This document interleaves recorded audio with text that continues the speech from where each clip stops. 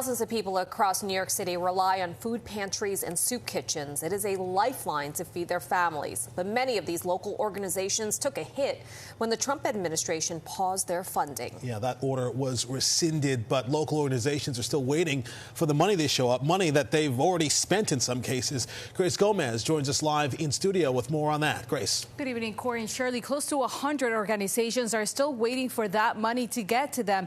The big question is when. There hasn't been a clear answer from the government so far. In the meantime, their relentless work to help those in need hasn't stalled. It's not about just someone being homeless. Everyone has a different story. Empress Lyris recently lost both her mother and grandmother and currently doesn't have a place to live. Every day, she lines up outside Neighbors Together to grab a free meal from the community cafe. The organization has been serving meals twice a day for over 40 years in the Ocean Hill, Brownsville section of Brooklyn. We serve about up to 700 meals per day, so we're looking at like 200 to 300 families. But their meal program is at risk. That's because their funds come from the Emergency Food and Shelter Program, which is FEMA funded and was established back in the 80s.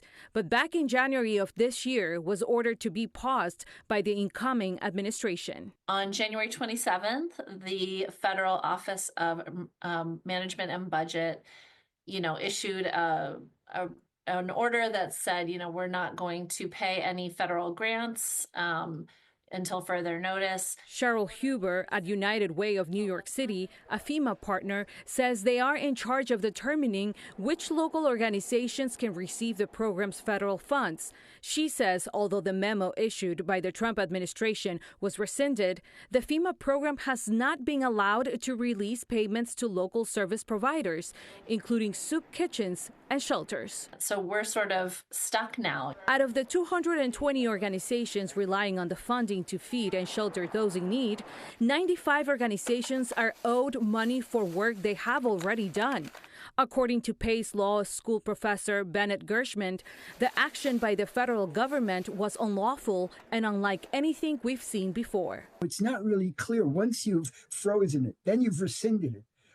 How do you get back to where you were? In a statement, FEMA said in part, quote, per Secretary Noem's direction on grants to non-governmental organizations memorandum, FEMA and DHS are instituting additional reviews on all grants to non-governmental organizations, as well as funding for non-congregate sheltering activities, end quote. And United Way of New York City has reached out to the congressional delegation of New York for support to see if they can push for the funds to be released. All right. Grace, thank you. We'll obviously follow the story.